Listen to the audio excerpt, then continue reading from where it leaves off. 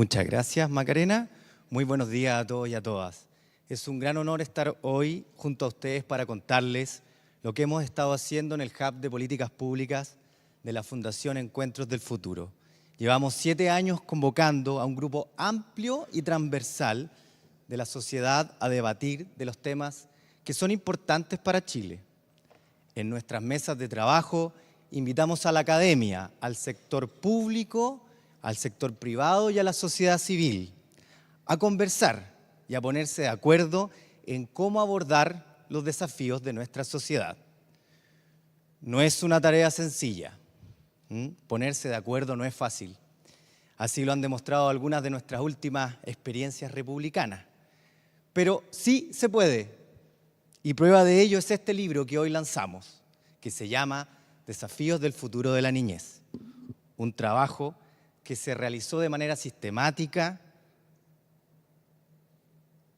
durante los últimos 2 años y que presenta 4 pilares para abordar el futuro de las niñeces.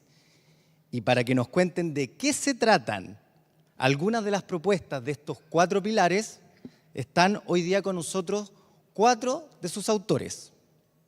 Nos acompaña Carolina Rojas, subdirectora del Instituto de Estudios Urbanos y Territoriales de la Universidad Católica de Chile, quien nos hablará del capítulo Asentamientos, ciudades, espacios públicos y relación con la naturaleza. Bienvenida, Carolina.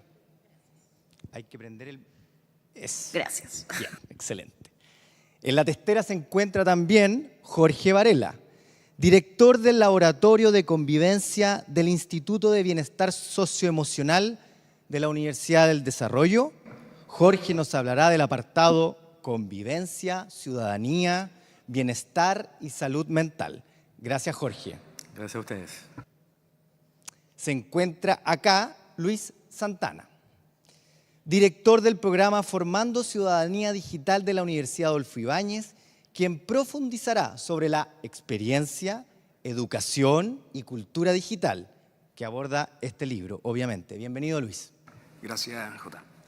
Y finalmente está también el doctor e investigador Javier Morán, docente de la Universidad de Valparaíso, quien profundizará sobre el capítulo Parentalidades, Familias y Bienestar Social. Gracias, Javier. Muchas gracias, Jota.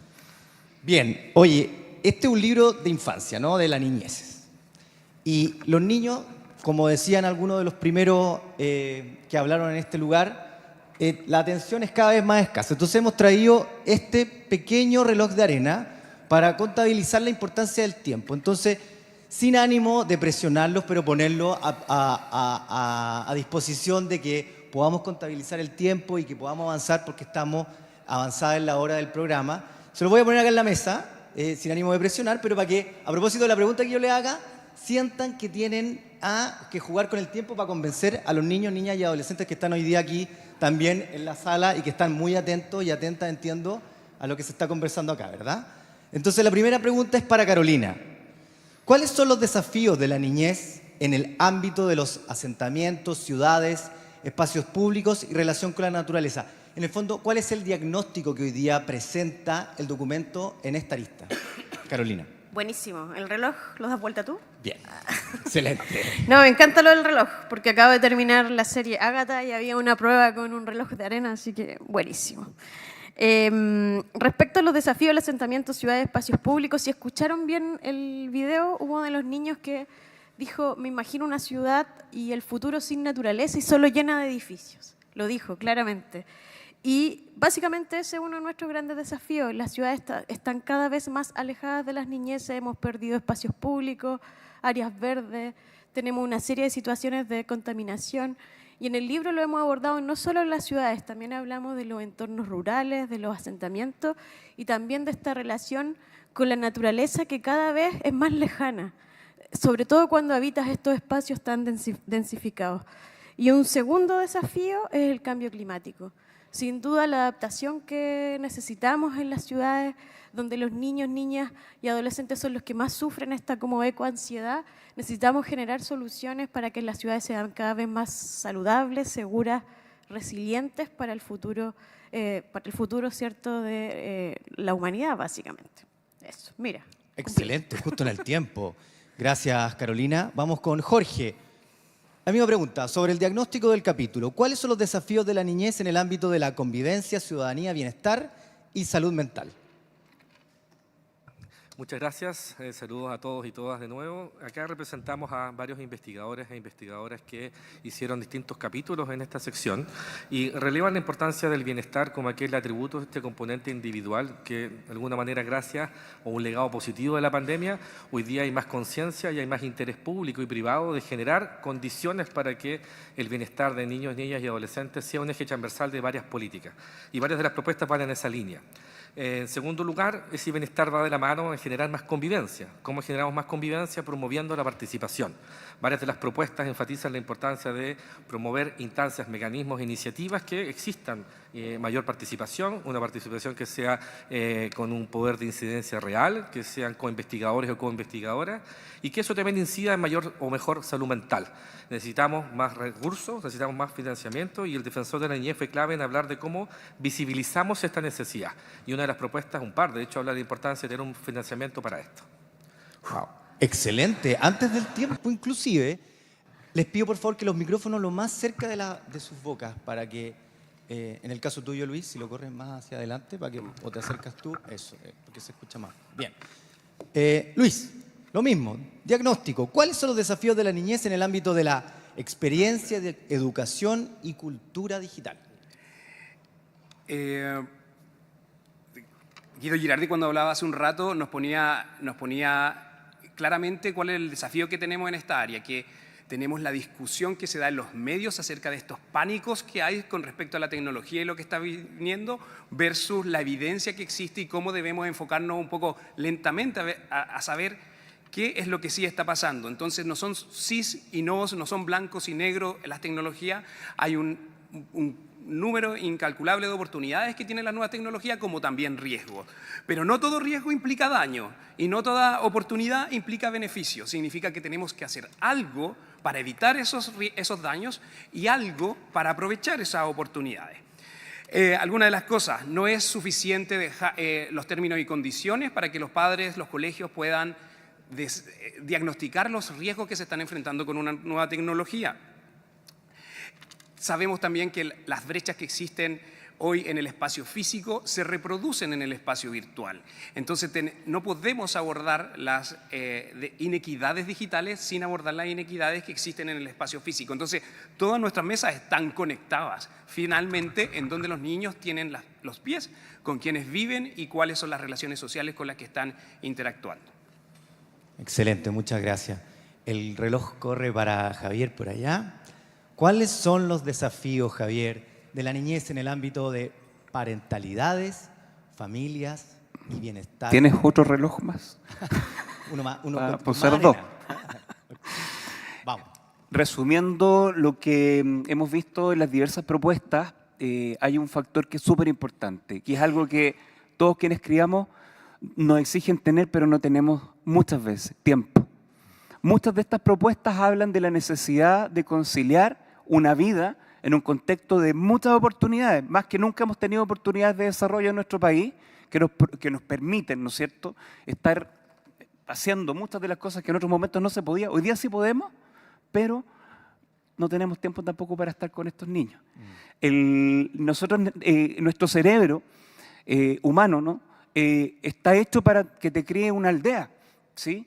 Hoy día nos cría una familia, muchas veces monoparental, que no tiene espacio ni posibilidades de poder entregarle a este niño ese tipo de recursos que necesita para criar, ¿no?, esto, que tal como estamos proponiendo acá, como salen diversas propuestas, buscan devolverle a la comunidad también este rol que tiene para acompañar y no solamente cuestionar la falta de competencias que tienen cuidadores que están extremadamente saturados y a quienes les estamos exigiendo de manera uniparental, ¿sí?, que resuelvan las soluciones de una comunidad para la cual este cerebro originalmente estuvo estructurado.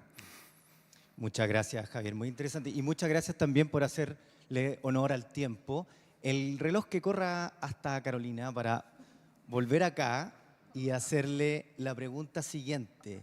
Ya levantado el diagnóstico, ¿verdad?, desde ustedes cuatro. ¿Cuáles son las propuestas de este documento para abordar, en el caso particular de tu apartado, Carolina, asentamientos, ciudades, espacios públicos y relación con la naturaleza? Sí.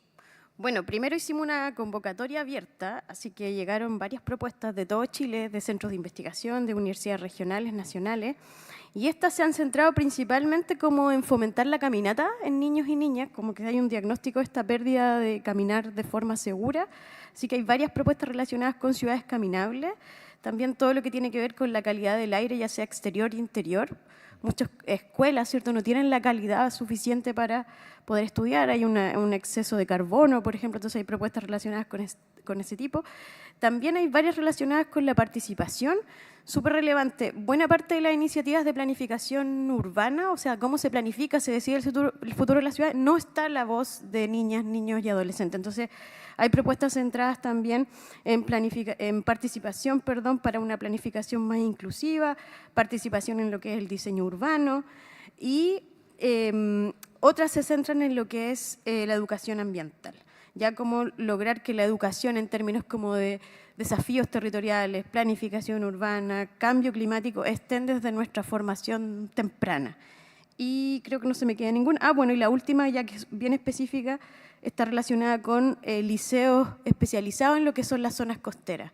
Como que los establecimientos educacionales en zonas costeras tengan un foco especial en la sustentabilidad, en los desastres naturales y en la economía azul. Así que hay una diversidad de propuestas bien, bien interesantes. Muchas gracias, Carolina. Es interesante cómo converge la ciencia y la tecnología con volver al origen, por ejemplo, Claro. lo que planteaba al inicio con esto de las caminatas, ¿no?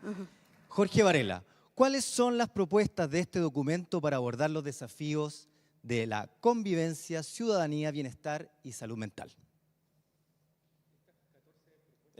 Las 14 propuestas se mueven desde un plano individual de estudiantes y de fortalecer ciertas competencias en los sujetos, o en niños, niñas y adolescentes en este caso, pero es muy interesante cómo va alejándose, ¿cierto?, del niño, la niña y adolescente y mirando aquellos contextos que hay que modificar. Y básicamente plantear la importancia de generar condiciones. ¿Condiciones dónde? En salas de clase, en comunidades escolares. Sí, son todos bienvenidos, para que esto se pueda generar esta transformación. Esa participación que decíamos antes no se genera si no cambiamos la manera en que convivimos en una sala de clase, convivimos en una comunidad escolar, y al mismo tiempo plantear la importancia de generar condiciones también territoriales, espacios más seguros, espacios donde haya mayor participación, incluso espacios de juegos, como ludotecas, por ejemplo, comunitarias, que se puedan ir moviendo. Esto no pasa si que no hay financiamiento, insisto, ese ha sido también un tema clave, y propuestas súper específicas de cómo generar un financiamiento moderno, más eficiente y que vaya al beneficio, ¿cierto?, en este caso de la infancia. Y un tema también transversal a esto es la salud. Cómo damos espacio de atención salud para aquellos casos de necesidades más específicas y cómo mejoramos la cobertura a edades más tempranas, de promover la salud en este caso. Wow. Muchas gracias, Jorge. Les agradezco también la precisión en el uso del tiempo. Luis, ¿cuáles son las propuestas de este documento para abordar los desafíos de experiencia, educación y cultura digital? Gracias. Ahora probablemente me voy a demorar un poquito más, eso sí, que el reloj. La red de tecnologías digitales y el Internet ampliaron el espacio de interacción humana. Nosotros ahora estamos interactuando en un espacio que es online, que es virtual, o sea, pero es nuestra misma vida que se está expandiendo a geografías digitales. Con ese contexto es que nuestra subcomisión, con mi colega Rayén Condesa, que está aquí de la Universidad Católica, nosotros dirigimos una serie de reuniones y revisamos muchas propuestas que podemos organizar en tres tipos, ¿no? Están aquellas de alfabetización, pero no una alfabetización ya en el uso de los dispositivos, de las tecnologías, sino una alfabetización que nos permita actuar en ese espacio digital que está funcionando. Y ese actuar tiene que ser en beneficio de nuestro desarrollo personal, social y de nuestras comunidades. Ese tipo de alfabetización. En segundo ámbito, también vimos que este nuevo espacio de interacción humana es un espacio de gobernanza. Si la política pública deja esos espacios de gobernanza sin hacerse cargo de ello, alguien va a tomar esa gobernanza. Y no necesariamente esos poderes van en beneficio de niños, niñas y adolescentes. Eso es una de decimos, la política pública y los políticos deben hacerse cargo de este nuevo espacio. Y la tercera línea de propuestas tiene que ver con tomar una perspectiva de derechos en el desarrollo de las tecnologías. No puede ser que toda la responsabilidad caiga en las escuelas en los padres sobre cómo protegernos de estas tecnologías. Los proveedores de servicios de Internet y servicios digitales deberían traer integrados la protección de derechos de los niños, niñas y adolescentes en la generación misma de estas tecnologías. Esos son los 3 grupos de propuestas. Excelente, muchísimas gracias, Luis. Le pasamos el reloj ahora a Javier. Javier, ¿cuáles son las propuestas de este documento para abordar los desafíos de parentalidades, familias y bienestar social?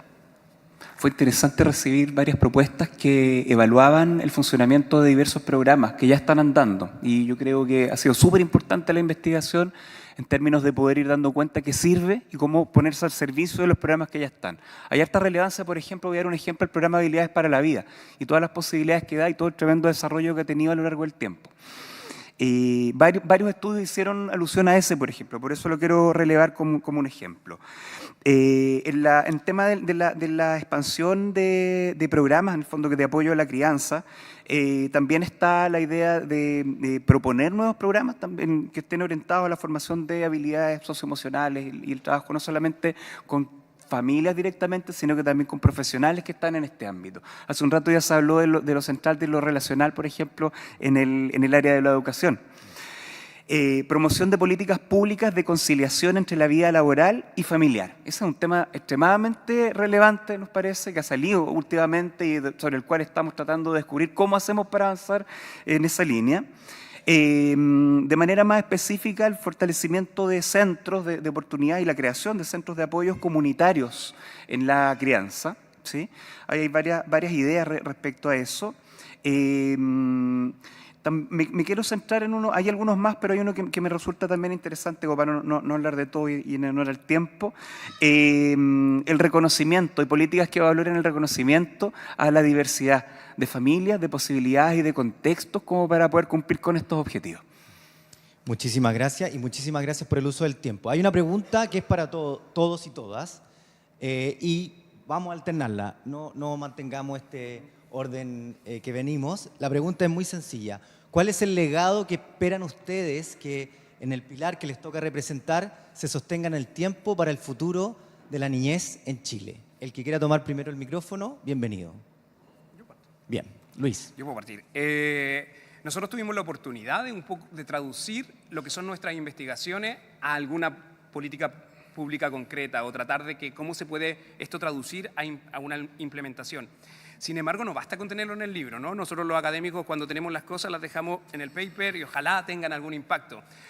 Yo creo que este libro es la oportunidad de hacer advocacy por aquellas cosas que nosotros descubrimos que deberíamos estar haciendo. Deberíamos agarrarla de bajito el brazo, enviársela a un diputado, al senador que nos interese promoverlos. Creo que todas tienen evidencia, todas son posibles de implementar y trabajar por los niños, niñas y adolescentes. Siempre es una buena punta de lanza para producir cambios beneficiosos para toda la sociedad. O sea, porque los políticos están menos resistentes a trabajar por niños que con la sociedad toda, y trabajar por los niños nos beneficia a todos en realidad. Eso. Muchísimas gracias. Javier. Sí, en virtud también del grupo que se ha convocado, gran parte son académicos, investigadores, no puedo dejar de mencionar que cuando tú reúnes a investigadores pasan cosas como esta, ¿sí? Que buscan tener impacto sobre las políticas. Necesitamos más recursos como para poder desarrollar este tipo de instancias que solamente favorecen a la gente, ¿sí? Segundo, que un poco me salgo de ahí, que tiene que ver con la línea que me ha tocado representar. Me imagino cómo el fortalecimiento de este tipo de estructuras, en el fondo, va a tener un objetivo final, que es el desarrollo de confianza en las propias personas, en sus propias capacidades, como para hacer aquello que quieren hacer, ¿sí? Pero también esta confianza de los niños y de las personas en los otros, en las comunidades que también pueden aportar.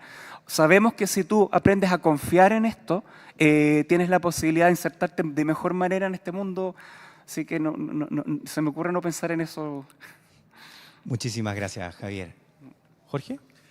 Yo creo que el legado que buscan estas 14 propuestas es sumar a un cambio de paradigma de cómo tenemos una nueva relación entre la academia, las políticas públicas y la generación de conocimiento y cómo co-construimos ese conocimiento.